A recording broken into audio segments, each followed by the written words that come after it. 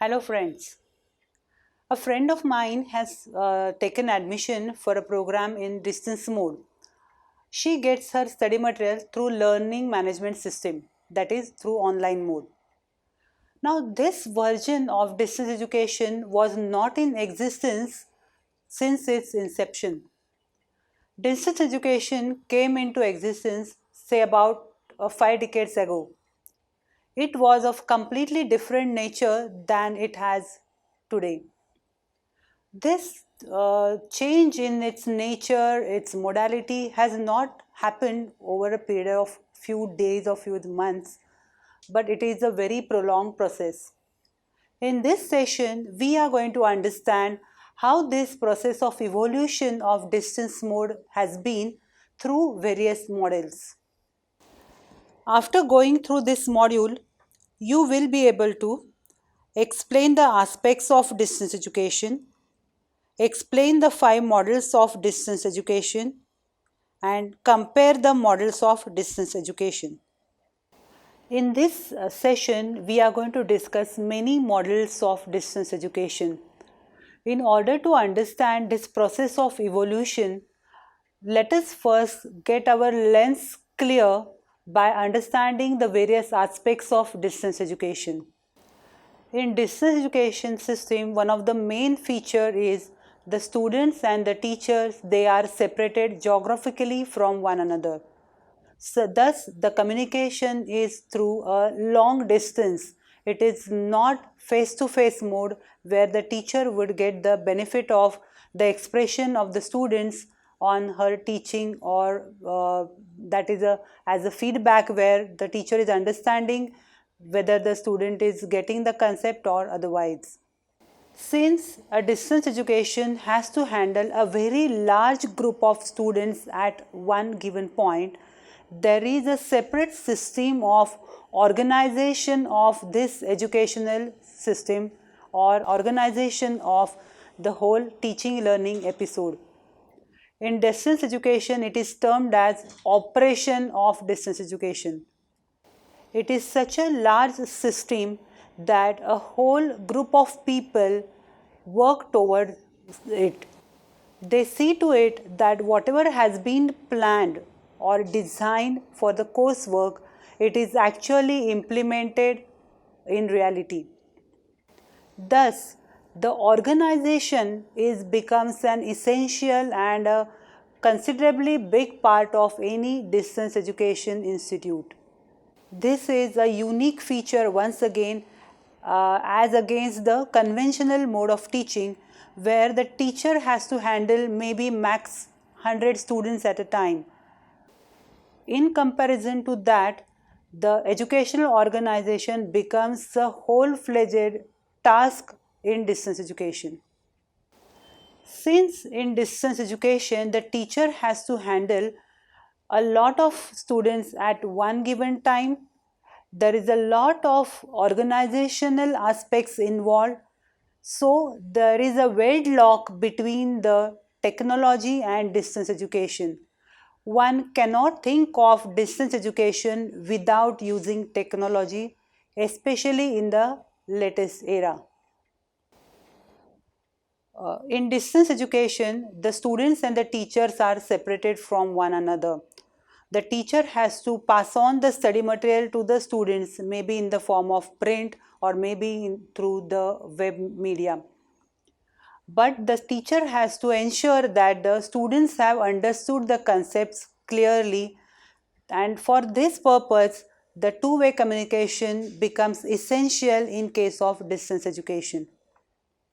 We have seen that in distance mode, the students are separated from the teacher, but they face one more separation as a student. They are separated even from their fellow learners. The learners would be geographically spreaded over a big area, and thus they would not even know who the other fellow learners would be, where they are staying, what is their purpose of getting enrolled for the particular program. As a result, they face a lot of isolation as a student. This is a very peculiar case in the context of distance mode. and both the students and the teacher have to work towards this isolation. In distance education, the system handles large number of students at one given time, and that is why they have to produce the study material also in large numbers. May it be even the exam, they have to produce the question papers, or we have to make arrangements for conducting the exams for a very large number of people. This demands working at the mass scale and not on the smaller scale. This mass scale feature is very much parallel to the concept of industrialized form, and that is why feature of industrialized form is one of the important features of distance education. All these features of distance education will be useful for us in our further discussion of understanding the various models of distance education.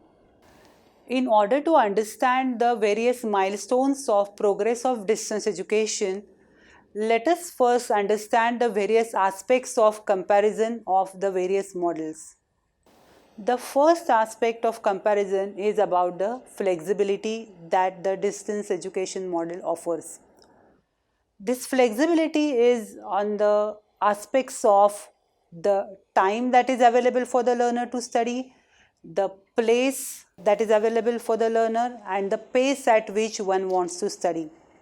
So if one wants to use say 3 months for studying a module, that kind of freedom is given to the learner, whereas another learner may study the same module within a month. Similarly, they are located at various geographical locations, so they get the flexibility of place. And similarly, for the pace, that is the speed with which one wants to study, is also given to the learner. So there is a flexibility on these three aspects. Another level of flexibility is in the terms of the various media that are being used. When we see the various models of distance education, we shall be able to see the level of flexibility given to that model in terms of media usage. The next aspect is about the refinement of the material. We know that the system of distance education came into existence 5 decades ago.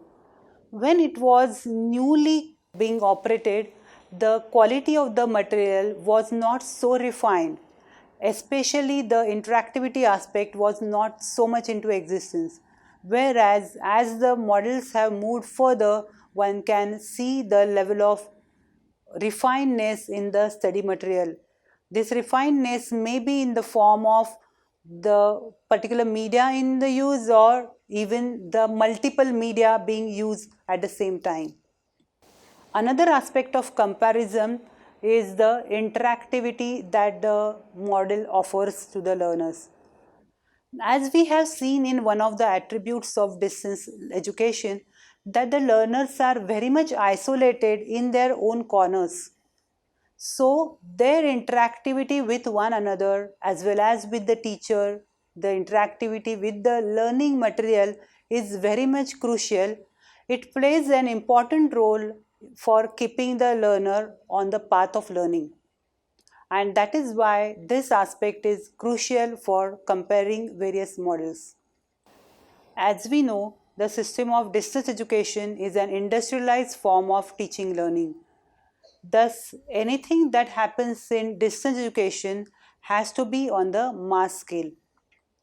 The kind of infrastructure that is required in distance education is not developed separately, but the already existing physical infrastructure in the form of various schools, institutes, colleges is used in distance education.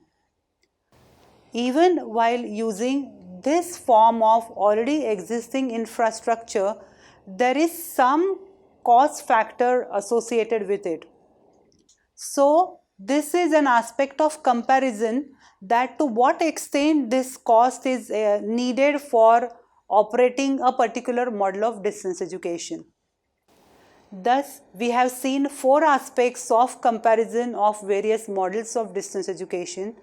When we will discuss each model, we will be talking about that model on these 4 aspects.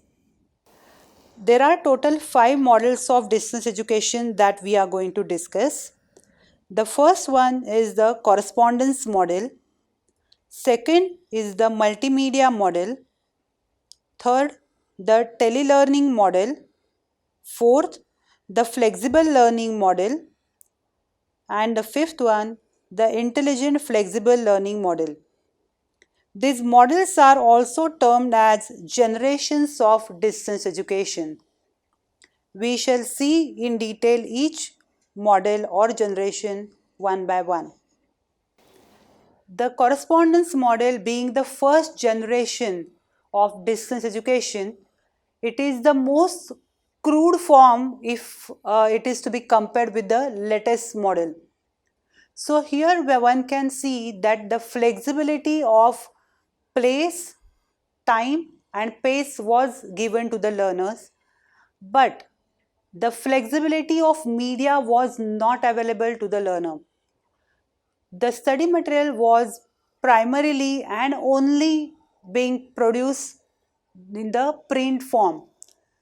Thus, as the name depicts, correspondence, the study material was developed in the print form on the mass scale, and it was dispatched to the learners at their places. And that's how the distance education system would work. In this case, this being maybe their first attempt to write the materials for the distance learning system, there was some level of refinement, but it would be still comparatively, it was still a crude form as compared to the more and more refined form that we see today.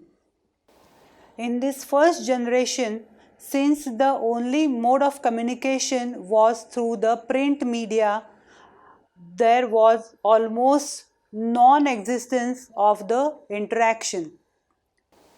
There was not much scope for the learner to respond to the learning material or not give the feedback about the learning material or one's own learning. Since this mode was highly dependent on the print media, there was equally a need of having the face-to-face mode communication sessions. And thus, the cost of the institutional involvement in this whole process was comparatively much higher. The second generation, which is termed as the multimedia model. As the name depicts, there are more than one media used in this particular generation. The system of distance education has come out of the print media at this particular model. So from this model onwards, one is able to see the use of very many media in the delivery. In case of this generation 2, the media like print, audio tape, video tape or computer based learning and interactive video were into use. As compared to generation 1, one can experience the little more refinement of the material because the experiences of generation 1 of only print media were on the background. Here again the interactive delivery was almost non-existent and the institutional variable costs were not as high as in generation 1, but still the costs were higher. Generation 3, the telelearning model. Here one had the flexibility of media of audio teleconferencing, video conferencing, audio graphic communication or broadcast TV, radio or audio teleconferencing. In this model, one had the flexibility of media such as audio teleconferencing, video conferencing, audio graphic communication, broadcast TV or radio and audio teleconferencing. Thus, one had many options of media as compared to generation 2. One peculiar feature of this generation 3 is There is no flexibility of time, place, and pace. This can be noted because of the requirement that the learner and the teacher need to be at the same time, same place, or in other words, they need to be in synchronous communication with each other. And in that term, this flexibility is taken away from the learner. The material was certainly more refined as compared to the earlier generations. The advanced interactive delivery was still non-existent even after the distance education system reaching the third generation. The institutional costs were still high, and the attempts were still made that how the cost could be reduced further. The fourth model, the flexible learning model. In this case, there was an option of even more and better refined or sophisticated media. The options of media available in this fourth generation were interactive multimedia online, internet-based access to www resources, and computer-mediated communication. Thus, the media available for generation 4 were comparatively moving towards more intelligent and more sophisticated media. With more sophisticated media available during generation 4, the material was better refined in this case. With the help of advanced technology, the advanced interactive delivery was also possible from generation 4. So maybe something which was not feasible or possible in the earlier generations, they were possible first time during the generation 4. Also, the institutional involvement cost got reduced in comparison to the earlier generations. Now, this has its reasons in the media that were available during generation 4. We saw that interactive media were available during generation 4. This reduced the requirement of learners and the teachers meeting each other through face-to-face mode as a contact session, and that has played a major role in reducing this institutional cost. The fifth and the latest generation is the intelligent flexible learning model. This gave a lot of flexibility in terms of media usage. The various options available for media were interactive multimedia online, internet-based access to www resources, computer-mediated communication using automated response systems, campus portal access to institutional processes and resources. One can see through these options that the learner autonomy has increased to such a great extent because of the various media that are available. Systems have become much more automated because of the tremendous capacity of the media and the options that are available in the generation 5. With the use of such an intelligent system of media availability, the learning material got further refined to a great level. It also ensured a lot of interactivity between the learning material and the students. As one of the media available was something like institutional portal, which reduced the need of bringing the students and the teachers at one point physically for handling various administrative aspects. And thus it played a major role in slashing down the institutional cost to almost zero. So this is the latest generation, maybe the state-of-art generation as of now. In India, the distance education system may not be in the generation 5, but definitely in the Western countries, the system has reached this 5th generation. Comparison of models of distance education. We have seen all the 5 models individually one after the other. We shall now take a comprehensive look of all the models together in comparison with one another.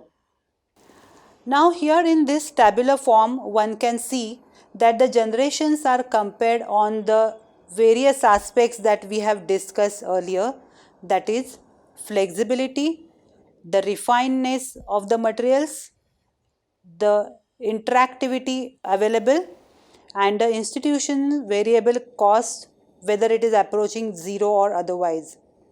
In this particular part of the table, you can see that the first three generations are being compared with each other, and one can see that the first two generations are having the flexibility of time, place and space, whereas the third generation does not give that kind of flexibility. The refinedness of material is definitely existing right from the first generation, but it would be more and more refined as one would go from the first generation to the later ones. The interactivity available was zero initially, which has gone to some interactivity till the third generation of distance education.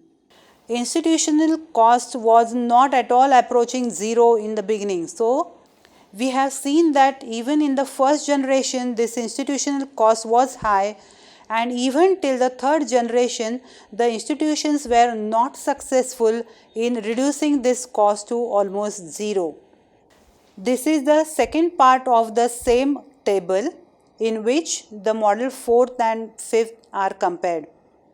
Here we can see that flexibility has been maintained for all time, place and space. The refinedness of the material also is continued and is more and more refined as we move to 5th generation. The interactivity is also increased when we move towards the latest generation, that is the 5th one. Here an important aspect to be noted is the institutional variable cost is gradually approaching zero as we move towards the 5th generation. So the 5th generation is helping lot of learners in getting educated without having to shell lot of money from their pocket. This reduced cost has helped lot of learners to get educated without having to shell money from their pockets to a great extent. This kind of cost cutting has given rise to many options of using the 5th generation for the learners. After having the tabular form of comparison, now let us attempt the graphical form of comparison of all the 5 models. In the tabular form, we have gone into the minute details of every model and we have compared them with each other. In the graphical form, we will not go into these minor details, but we shall see them as a mega comparison. In this graphical comparison, we have tried to compare the various models on the x-axis. The x-axis starts at the year 1970, where the UK Open University came into existence, and it has been shown till 2015, that is the current phase. These are compared on the various aspects, so one can note that as one moves from the first generation, that is the correspondence to the intelligent flexible model, on the aspects of interactivity, variety of media available, the system intelligence and refinement of material, the correspondence model, that is the first generation, was low on these aspects, whereas the 5th generation has progressed towards high. On the other side of this graph, one can see that the cost cutting was there due to the institutional variable cost approaching zero as one moves from correspondence education, that is the first generation, to the 5th generation. There was a highest cost of correspondence education and as compared to the lowest cost of the intelligent flexible system of today. We have seen all the 5 models of distance education. One can see that as one progresses from first to the 5th model, there is more of flexibility available to the learner. It is also termed as it is more of WWW available to the learner.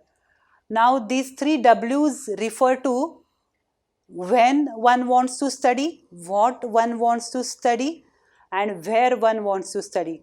So the kind of flexibility that has been on offer now in today's era is much more as compared to when the distance education system came into existence. As of today, we have the 5 models of distance education. One never knows, maybe 20 years, 50 years down the line, we may come up with some few more models of distance education. This has been a process of evolution over the period of 50 years, and I'm sure that this journey will be continued even in future, taking the distance education and even the learning system to a very different dimension. Thank you.